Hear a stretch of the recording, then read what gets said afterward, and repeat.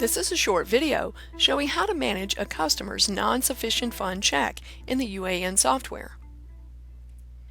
You've received a notification from the bank that a customer's check was returned for non-sufficient funds. How do you handle that in the software? Well, let me get you on the right steps. This can become a bank reconciliation nightmare if you don't post it properly in UAN. Step number 1 is to locate the original receipt that contained this customer's payment.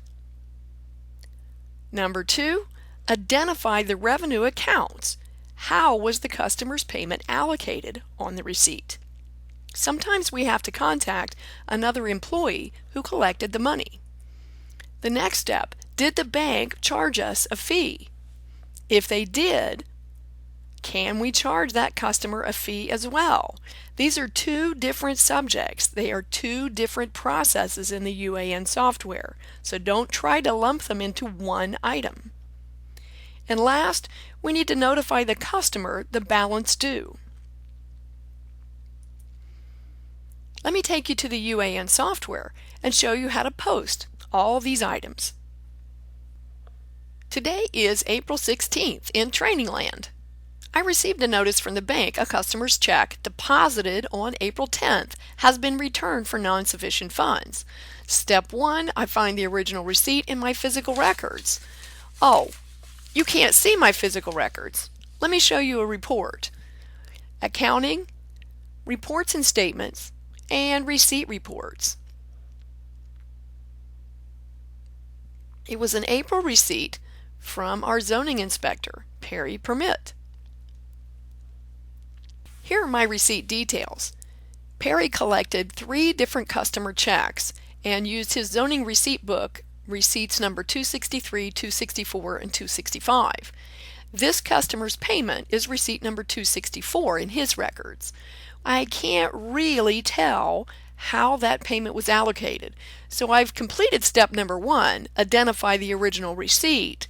Now step number 2 is a little more difficult. I'm going to have to call Perry to see how this individual receipt was allocated. Okay, Perry tells me that this was a zoning permit and all of that $150 check is allocated to 1,301 licenses and permits. So now I've finished step 2. It's time to reduce our receipt by the amount of the bounced check. We go to Accounting, Utilities, and Receipt Utility.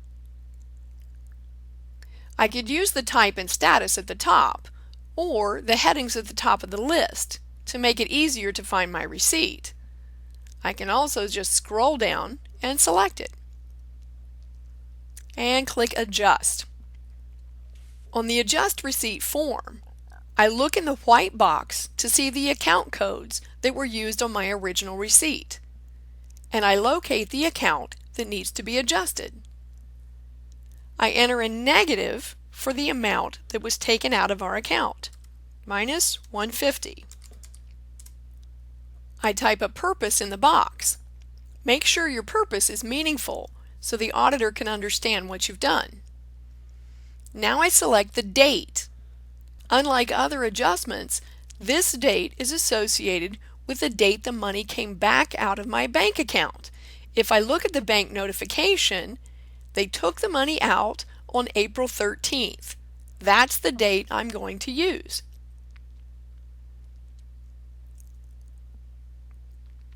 I check my details carefully. The adjustment amount is simply the $150 of the customer's payment. This does not include the bank fee. This is just the customer's bounced check. My purpose is clear. My date is the date the money came back out of my bank account, and I click Post. I'm going to print the adjustment report for my records. Someone's going to have to keep track of whether or not this customer ever pays back the money they owe. And I'm ready for the next step. I have to add the bank fee as a payment in UAN. We'll close some forms and go to Accounting, Reports, and purchase order reports. I have to have a purchase order for the bank fee. If I look through my list of purchase orders, I don't have a purchase order to the bank for fees associated with return checks. I'll need to create a new purchase order. I go to Accounting, Transactions, and Purchase Orders. Since the bank charged me on the 13th and I didn't have a purchase order in place, I need to do a then and now purchase order.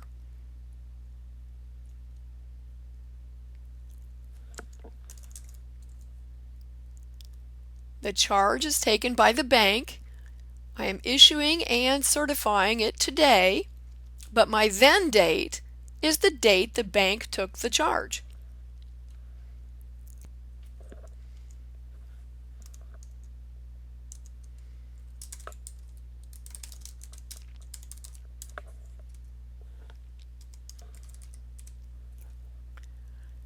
Remember, this is the fee the bank is charging your entity. This is not the fee you are charging your customer.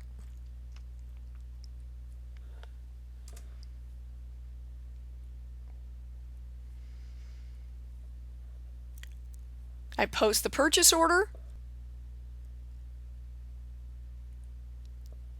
and now I can post the payment.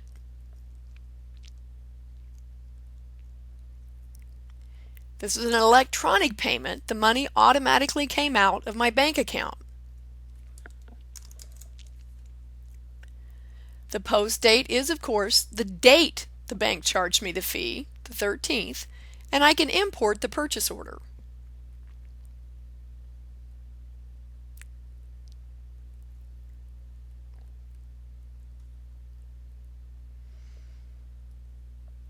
Everything is correct. Save, close, and mark and post that electronic payment.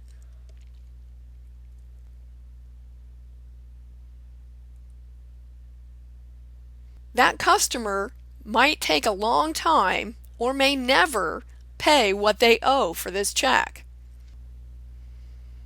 Well, time has flown. It's now April 27th, and the customer came in today to cover their bounced check.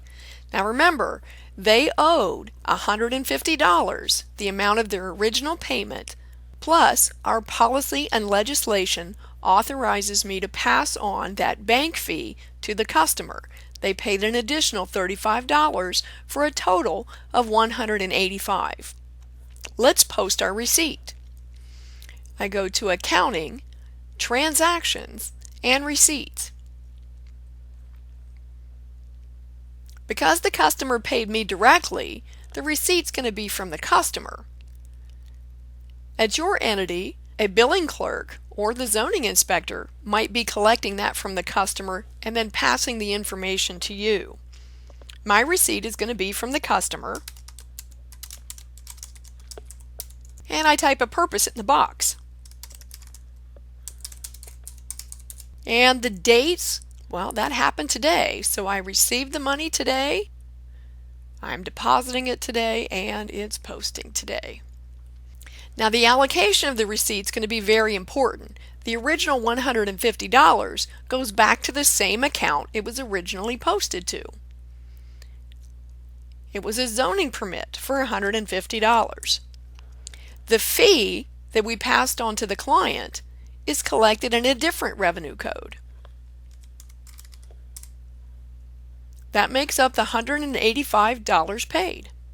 Save, close, mark it, and post it.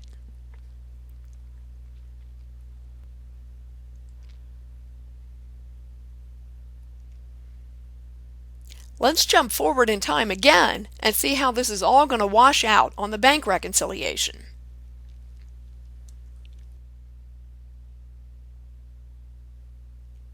Here we are looking at the April bank reconciliation.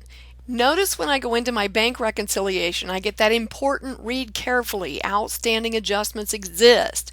Well, we reduced a receipt by the bounced check. That's an adjustment that needs to be cleared. It's on our bank statement. I'm going to click OK, and I'm not going to ignore that message. I've already entered my statement balances. Let me show you how all of these items are going to appear on the bank reconciliation compared to the bank statement. On my primary receipts tab, originally I have a receipt that cleared the bank for $3,400. That contained the check that bounced. I'm going to handle these one at a time. Now, the next item on my bank statement I need to clear is that check that bounced. I go to the Primary Adjustments tab and I clear the $150 receipt adjustment. See, that's thrown me back out of balance, but I'm not finished. Also, on my Primary Payments tab is the $35 electronic payment to the bank. They charged us a $35 fee. I clear that item. And the last item is the Primary Receipts tab. In my case, the customer came back in before the end of the month and paid what they owed, the $150 plus a $35 fee we're able to pass on to them. That's a $185 deposit. Notice that I am reconciled with the bank when I clear all of those items. So if you use this process to post each item individually when they happen, you shouldn't have any trouble reconciling with the bank when you have to deal with a customer's NSF check. I hope the information in this video was helpful. If you need assistance with the steps shown in this video, contact UAN support using the information provided on the screen. All UAN Housekeeping Series videos qualify for House Bill 10 training. If you have any questions about self-reporting your training hours, please call or email your question using the contact information you see on the screen now. This video is not long enough to self-report by itself. If you have only watched this video, you cannot self-report the time.